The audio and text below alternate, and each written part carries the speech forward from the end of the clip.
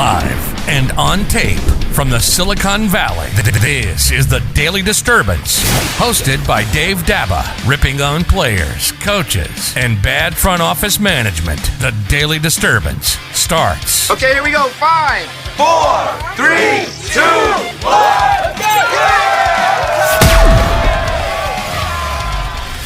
Coming up on the Daily Disturbance, we take a quick look at what I'm calling the Bradys and the Rodgers of Week 6 of your National Football League season. If you will, the winners and the losers of Week 6 of the NFL. It is Monday, October 19th of the year 2020. I am Dave Daba, and you've tuned in to the Daily Disturbance. Let's go ahead and dive into it. So we start in beautiful Tampa Bay. You know, the place where early bird dinners actually begin at lunchtime.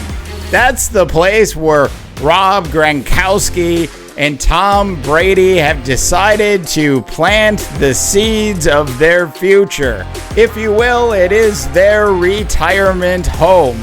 Now, I'm not sure how many of you out there actually had a chance to really sit down and watch America's Game of the Week, but it turned into America's Dud of the Week for a wide variety of reasons. Now, look, Tom Brady threw for 166 yards.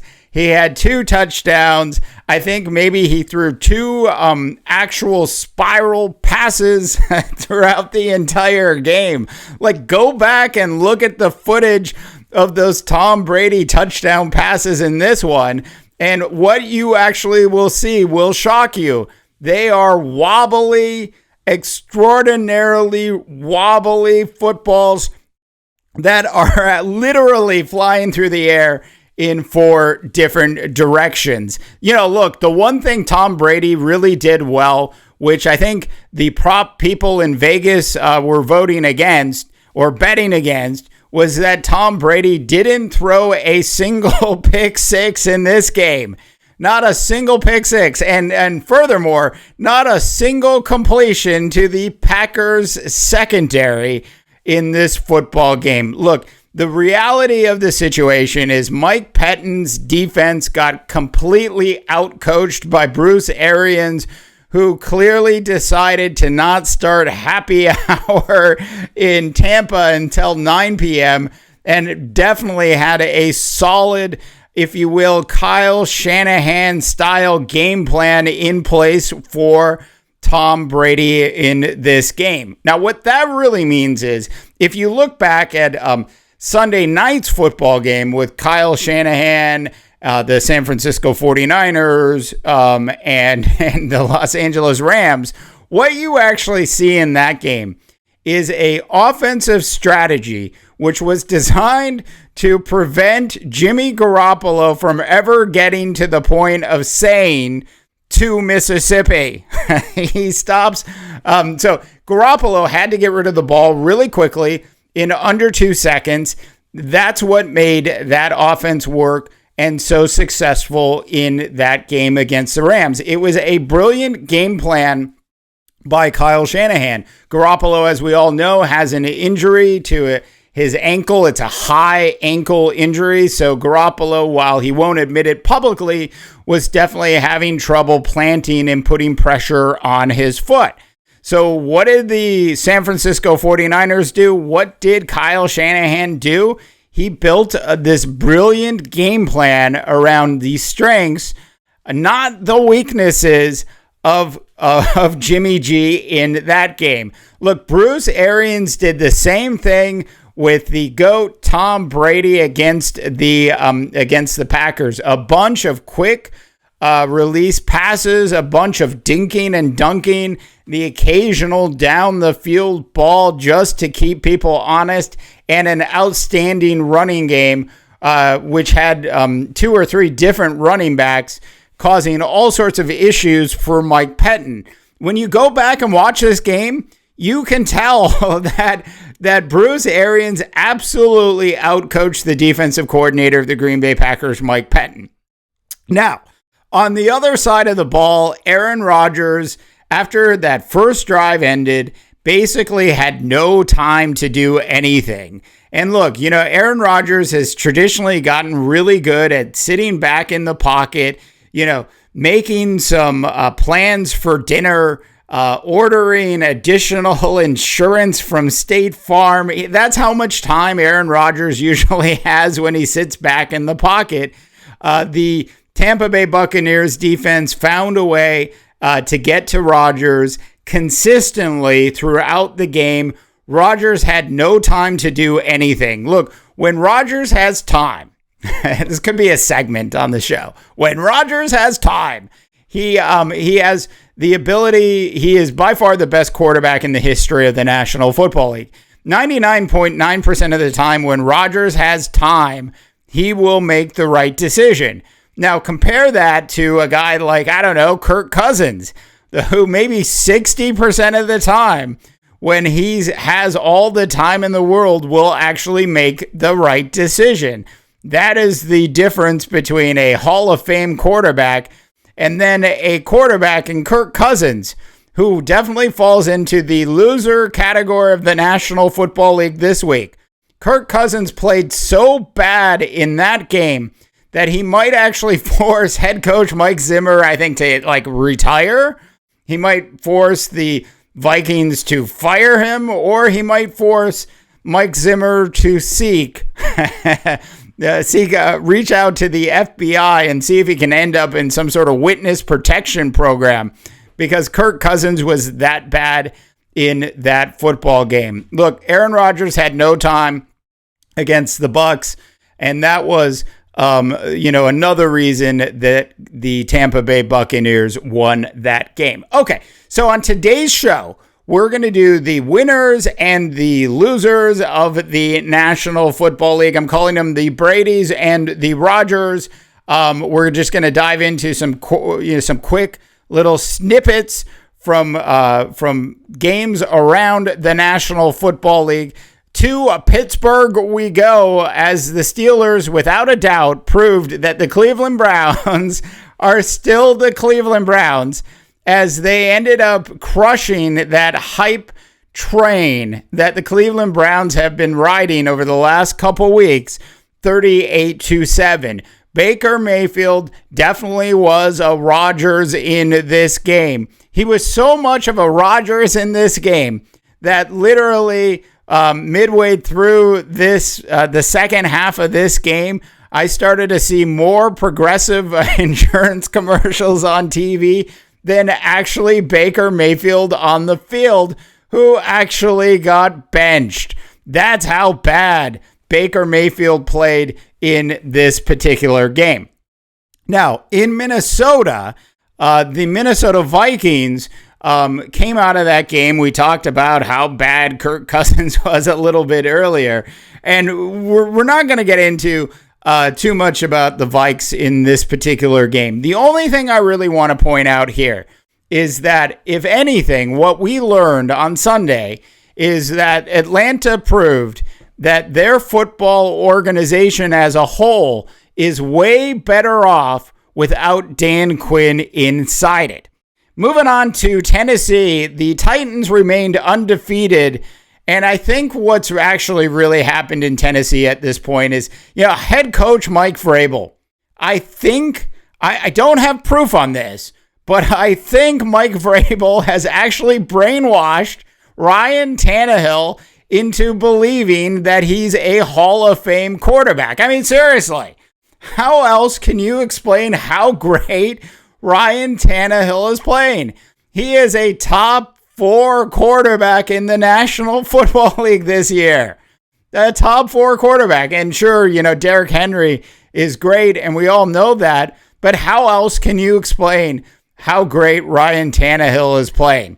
So then there was this game that broke out between the Bengals and the Colts on Sunday. And as I was watching this game, I was watching Phillip Rivers sort of do what Phillip Rivers does, sort of find a way to bring the Colts back against a team that they should absolutely beat.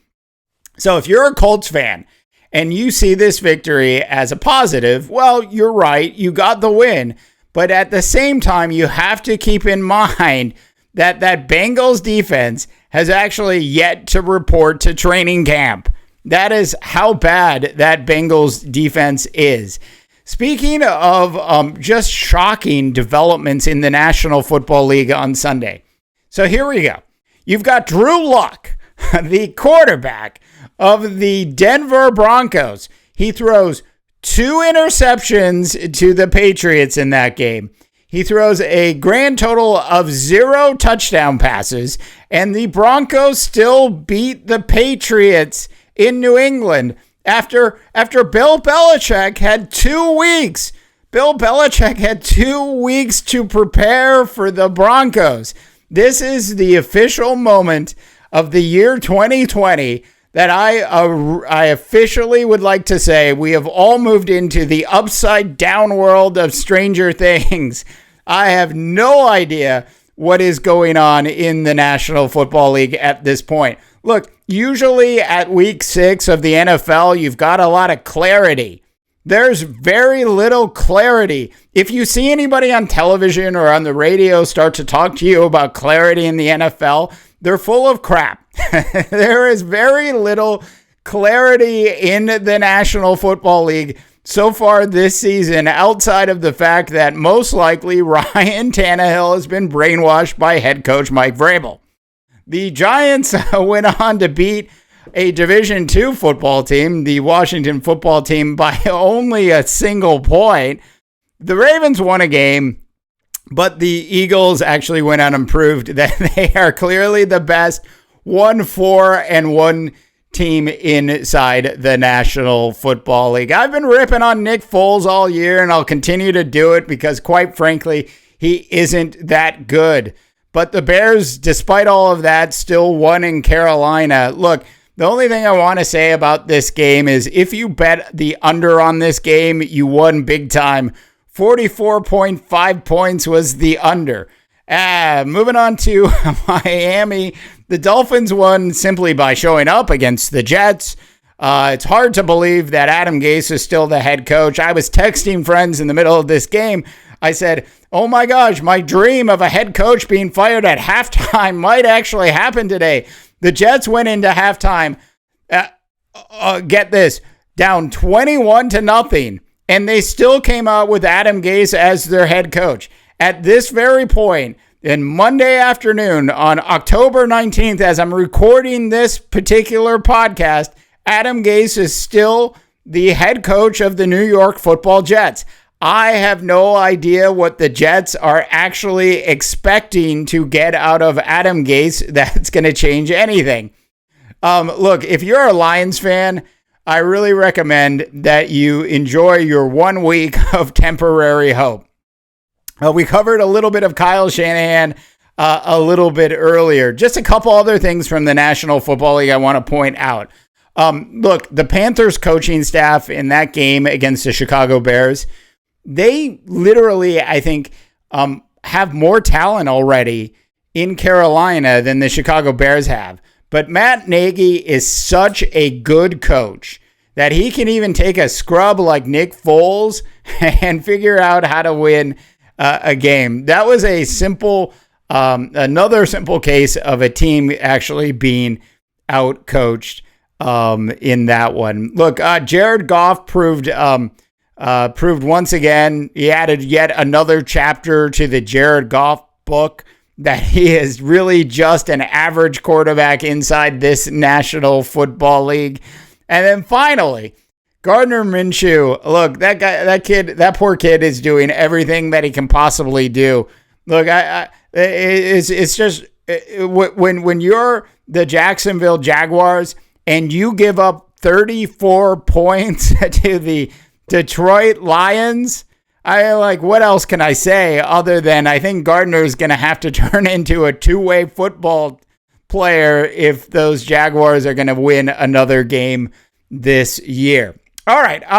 So thanks so much for tuning into the Daily Disturbance. If you have a chance, do check out our big website at mighty.rip. We've got a recap of week 6 of the National Football League as well And we also have a letter that went out earlier in the day to Woody Johnson, the owner of the New York Jets. This came from a fan of our Mighty Rip website, and specifically this particular person believes that they can do a better job at a deeply discounted price to be both the GM and the head coach of the New York Football Jets, and I am willing to bet that that particular person, he or she, is correct about that. Thanks so much for tuning in to the Daily Disturbance. Our shows are usually 10 to 15 minutes in length. Subscribe to the big show when you have a chance for the Daily Disturbance. I am Dave DeBaugh, wishing you all a fantastic rest of your sports day.